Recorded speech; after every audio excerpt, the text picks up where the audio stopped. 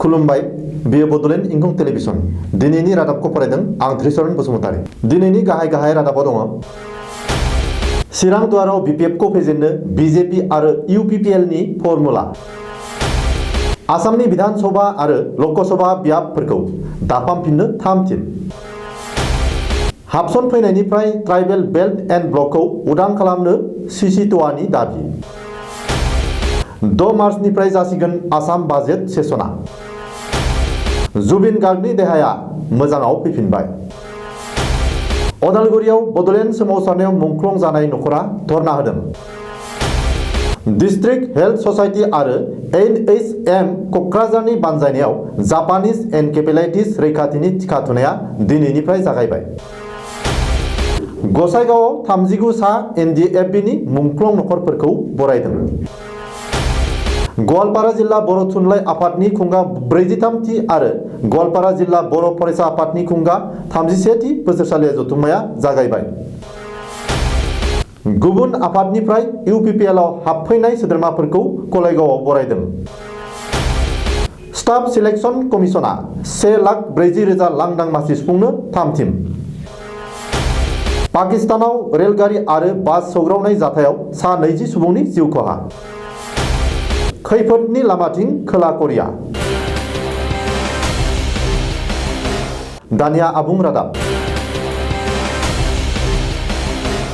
फैगौ बिसायख'थियाव मोनसे पार्टिया गुबुन मोनसे पार्टिखौ फेजेननायनि फर्मुला खालामलायगासिनो थानाया ससियेल मिडियानि गेजेरजों भाइरेल जानाया सोराङाव फैदों नोंसिनि बे 14आवथ' बिजेपिया होखाला नालाय ओमफ्राय मोनसे जोंजों थक जादोंथ' थकआ जाहैबाय जोंनि 13 नं चिराङावथ' जोंहा होगोन नालाय जोंनि बिजेपिया 14आव होला हिसाबै नैबे इउपिपिएल नि माखासे मानसिफोर आरोखि सेन्ट्रेलनि लिडारफ्रा जोंखौ लोगो हमदों नालाय थारमाने नोंसिनि मानसिखौ नोंसोर बुजायनो हागोन ना हाया होनना बुंदों आरोखि बे इउपिपिएलआव होनायनि थाखाय ओमफ्राय दा जोंजों थक जागोन नोंसोरखौ लानानै माबायाव 29 तारिख सारिथायाव आरोखि मोनाबिलि ओमफ्राय नोङो नोंनि बुथ कमिटिनि जत्थ' दं दागगारिनिफ्राय आखुरनिका दासिम बिनि सेक्रेटारि प्रेसिडेन्टखौ गारि लानानै फैनांगौ अबेहाय जागोन ओरैनो बेयो बङाइगावबो जानो हागौ काजलगावबो जानो हागौ 14 नं चिरां दुवार समस्तियावबो बे फर्मुलाखौ बानायगासिनो दङ माखासे राजखान्थियारि दालालफोरा ससियेल मिडियायाव भाइरेल जानाय मोनसे भइस रेकर्ड बादियै बिटिसिनि 14 नं चिरां दुवाराव बिपिएफखौ फेजेननो राजखान्थियारि सोलो खालामगासिनो खायसे राजखान्थियारि दालालफोरा बबेखानि बिजेपि आरो इउपिपिएलआ जथायै बिजाथि फसंनानै बिपिएफखौ फेजेननो फर्मुला बानायगासिनो फैगौ 29 फेब्रुवारि खालि बङाइगाव नङाब्ला काजलगावआव बिजेपिनि गोजौ थाखोनि बिगियानगिरिफोरजों बिपिएफ बेरेखा दोलोनि दैदेनगिरि आरो राजखान्थिगिरिफोरा सावरायलायगोन बबेखानि भाइरेल जानाय भइस रेकर्डनि बादिब्ला बिजेपि आरो इउपिपिएलआ बिसायख'थिनि थाखाय टाइ आप जाखाबाय आरो बिसायख'थियाव बिपिएफखौ फेजेननायानो बिसोरनि गुबै थांखि जागोन मख'थावदि बे साननैसोआव फैगौ बिसायख'थिखौ नोजोर होनानै माखासे राजखान्थियारि फलानफोरा बिपिएफनिफ्राय इउपिपिएलआव हाबहैनाय आरो खायसेया इउपिपिएलनिफ्राय बिपिएफआव हाबफैनायखौ नुनो मोन्दों बे बिथिङाव नोजोर होयोब्ला न'नि सुथुरा भिभिसन होननाय बायदि बिपिएफनिफ्राय इउपिपिएलआव हाबहैनाय सोद्रोमा आरो इउपिपिएलनिफ्राय बिपिएफआव हाबहैनाय सोद्रोमाफोरा बांसिनै गाव गारबोनाय दोलोनि हेंथायै फर्मुला बानायनानै गावनि गोदानै हाबहोनाय हान्जाखौ देरहाहोनो नाजागोन बेनि अनगायैबो माखासे राजखान्थियारि फलानफोरा गावनि हान्जाखौ जेनगोन बायदि नुहुरनानै दा गुबुन मोनसे देरहागोन बायदि हान्जायाव हाबहैनानै आरो हाबहैयालासिनोबो राजखान्थियारि मैहुर खालामनो नाजागोन डेलिमिटेशन एक्ट 2002 नि सिङाव आसामनि गासैबो लकसभा बियाब आरो विधानसभा बियाबफोरखौ फिन सोदांनो एबा दाफामनो थियारि खालामदों बेनि थाखाय हादरगिरि रामनाथ कविना बिथोनबो होबाय। मख'नो गोनांदि 2008 मायथाइयाव मोनसे डेलिमिटेशन अर्डार होनानै आसाम, अरुणाचल प्रदेश, मणिपुर आरो नागालेन्डआव लोकसभा आरो विधान सभा बियाब सोदांनो हानाय गोहोखौ बन्द खालामनानै दोननाय जादोंमोन। नाथाय हादरगिरि रामनाथ कविना बे अर्डारखौ बोखांना लाफिनबाय। सुलुङाव मिथिनो मोननाय बादिब्ला आथिखालनि सुबुं सानखोखौ नोजोर होनानै आसामनि गासैबो लोकसभा बियाब आरो विधान सभा बियाबफोरखौ सोदांनाय जागोन, जेराव माखासे लोकसभा आरो विधान सभा बियाबफोरा दानखाव जाना गुबुन बियाबाव सरजाब जानोबो हागौ। ओरैहाय फैगौ 2021 मायथाइयाव जानो गोनां आसाम विधान सभा बिसायख'थिनि सिगांनो आसामनि विधान सभा बियाबा बांनोबो हागौ होननानै गोबां सायानो साननानै लादों आरो सावरायनाया जाफुदों। बावैसो जानानै थांनाय थामथि बर' गोरोबथा एबा बिटिआर गोरोबथाखौ बरायनायजों लोगोसे ट्राइबेल बेल्ट एन्ड ब्लक ओनसोलाव आयेन बेरेखायै हाबसनफैनायफोरखौ होखारहरनो आरो ट्राइबेल बेल्ट एन्ड ब्लकखौ हाबसनफैनायफोरनिफ्राय उदां खालामनो आरोबाव खनसे दाबि दैखांदों आसामनि ट्राइबेल हारियारिफोरनि जथाय आफाद सिसिट'आया। मख'नो गोनांदि शुक्रबारखालि गुवाहाटी नोगोरमायाव सिसिट'आनि मोनसे स्पेसियेल कन्भेन्सना जानानै थाङो आरो बे कन्भेन्सनाव ट्राइबेल हारिनि जेंना जेंगोना सुस्रांनाय आरो ट्राइबेल बेल्ट एन्ड ब्लकखौ उदां खालामनो सोरखारखौ नारसिनथाबथारनायनि बागै बिथांखि लायो होननानै सुलुङाव मिथिनो मोननाय जादों। 2019 आरो 2020 मायथाइनि बोसोरारि आसाम बाजेट जथुमा 2 मार्चनिफ्राय जागोन।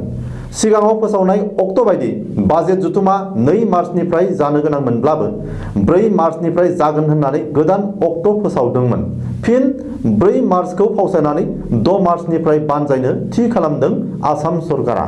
30 मार्चसिम जानो गोनां बे जथुम्मायाव 9 आरो 10 मार्चखौ दल जात्रा एबा हलि फोरबोनि सरकारि बन्द फोसावनो थि खालामदों आसाम सरकारा।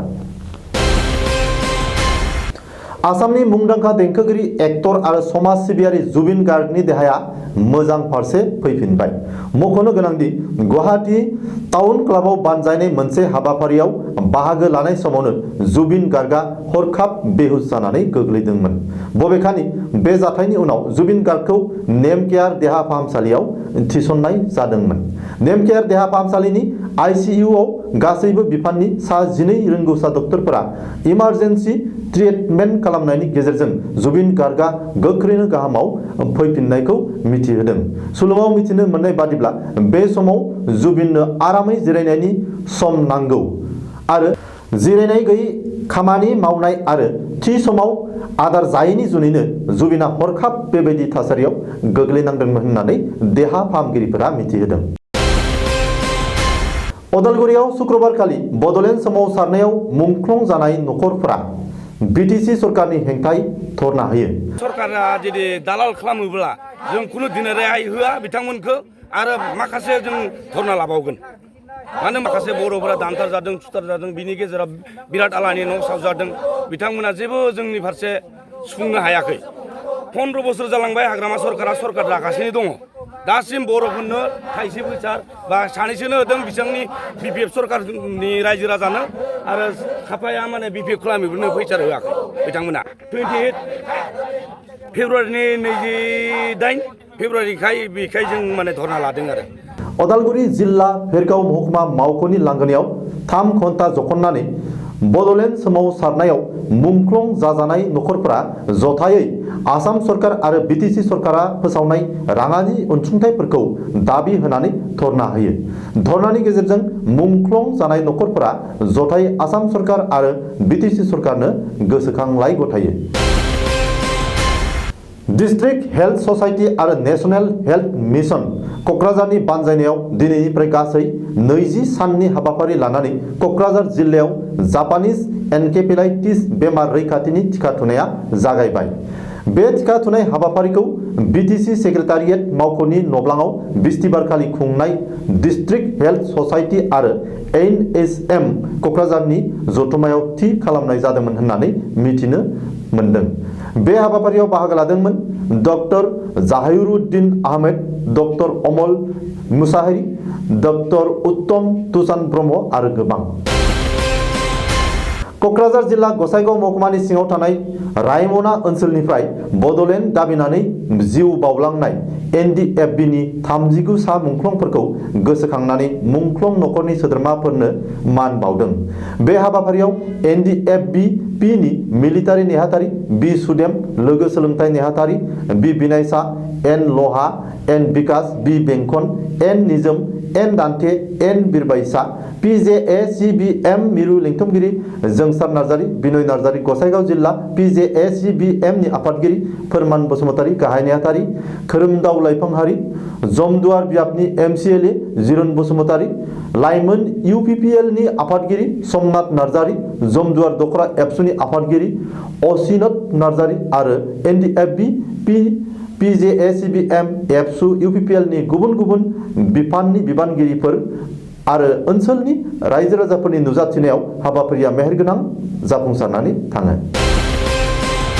साननैनि हाबाफारि लानानै दुधनैनि खारा क्लाबाव दिनैनिफ्राय गवालपारा जिल्ला बर' थुनलाइ आफादनि खुंगा 43थि आरो गवालपारा जिल्ला दुलाराय बर' फरायसा आफादनि खुंगा 31थि बोसोरारि जथुम्माया जागायबाय। दिनै सेथि साननि हाबाफारि बादियै थुनलाइयारि बादायलायनायखौ बेखेवनानै होयो दुधनै फरायसालिमानि बर' बिफाननि गाहाय बिबुंगोरा डक्टर जिबेश्वर कौश, बिनि उनाव बुलुर बादायलायनायखौ बेखेवनानै होयो जितेन हाज'वारिया। बेलासे 1 रिंगानिफ्राय जागायनाय सावराय मेल गोदान सोलोंथाइ खान्थि 2019 नि सायाव फुंखा सुबुं महरै बिबुंथि लाखिफैयो UN एकाडेमि क'क्राझारनि बिथोनगिरि कृष्ण गपाल बसुमतारि, मुस्रि कास्टम बसुमतारि, सोलोंथाइ नेहाथारि एबसु आरो मुस्रि देबनान बर' फरायसालि नायसंगिरि बर' बिजों गवालपारा BEEOA। 35 नं मुदैबारि बियाबनि सिङाव थानाय कलाइगाव टाउननि बास स्टेन्डआव दिनै मोनसे हाबाफारि बानजायनानै गुबुन गुबुन पार्टिनिफ्राय UPPL आव हाबफैनाय सोद्रोमाफोरखौ बरायदों। बे हाबाफारियाव UPPL खौ थोंजों मदद होनाय NDFB नि आफादगिरि गबिन्द बसुमतारिया बाहागो लानानै बुंदों दि बिटिआर गोरोबथाया बर' आरो बे ओनसोलाव थानाय साफ्रोम अना बर' रायजोफोरनि थाखायबो मोजां रादाब लाबोदों आरो बेखौ मावफुंनो UPPL दोलोखौनो बिसायख'थियाव देरहाहोथारनांगोन। मख'नो गोनांदि फैबाय थानाय BTC बिसायख'थिनि थाखाय गासैबो राजखान्थि पार्टिफोरानो गावबा गावनि पार्टिखौ गोख्रों खालामनो आरो गुबुन पार्टिनि सोद्रोमाफोरखौ बोना लाबोनायनि सोलो बाहायलायगासिनो दङ। बबेखानि UPPL आ गोदान सोद्रोमाफोरखौ बरायनाय हाबाफारियाव मिरु एबसुनि थुनलाइ नेहाथारि दिनेश ब्रह्म आरो बेंगलि आफादफोरनि दैदेनगिरिफोराबो बाहागो लायो। फैगौ 2021 मायथाइनि मार्च दानसिमनि गेजेराव स्टाफ सिलेक्शन कमिसना 1,40,000 लांदां मासिखौ सुफुंनो थाम-थिम खालामदों। बे आयदाखौ लानानै शुक्रबारखालि गोदान दिल्लीयाव SSC नि मासिगिरि ब्रज राज शर्माया दनान मन्त्रि जितेन्द्र सिंहजों सावरायलायो। शर्माया सुलुङाव मिथिहोयोदि 2021 मायथाइनि मार्च दानसिम गुबुन गुबुन बिफानाव थानाय ग्रुप B आरो ग्रुप C नि लांदां जानानै थानाय 1,40,000 मासिखौ सुफुंनाय जागोन। बबेखानि बे बोसोरनि जुनसिमाव मोन 14,611 लांदां मासिनि थाखाय एपइन्टमेन्ट गथायनो थाग थियारि जाखाबाय होननाबो शर्माया सुलुङाव मिथिहोदों। पाकिस्ताननि सिंघुआव गंसे पेसेन्जार बासआ रेलगारियाव सौग्रावनाय जाथायाव सा 20 सुबुङा जिउ खोमानांदों। बे जाब्रबथायाव सा 60 निबो बांसिन सुबुङा जखम जादों आरो गोबांसानि हालोदा जोबोद गोब्राब। सुलुंनि बादिब्ला शुक्रबारखालि हराव रोहरी रेलवे स्टेशननि खाथियाव कराचिनिफ्राय रावालपिन्डी थांगासिनो थानाय पाकिस्तान एक्सप्रेस रेलगारिया खारलांबाय थानाय समावनो क्रसिंआव गंसे पेसेन्जार बासआ सौग्रावनानै लायो। चीननिफ्राय सन्देरहैनाय कर'ना भाइरासआ खोला करियानि सोरगिदिं गोसारनायनि लामायावसै। मख'थावदि कर'ना भाइरासआ गिख्रंथावै गोसारनानै चीनखौ जेरैबायदि भुगिनांहोदों बेबायदिनो खोला करियाखौबो भुगिनांहोनो सानफा एफा बारायलांगासिनो दङ। 24 घन्टानि गेजेरावनो खोला करियायाव सा 594 सुबुङा कर'ना भाइरासजों सन्देर जानायाव दासिम बेरामिनि अनजिमाया 2,931 सिम बांदों, थैनायाबो सा 18 सिम बांबाय। दिनैनि रादाबा एसेनोसै, गोजोन्थों।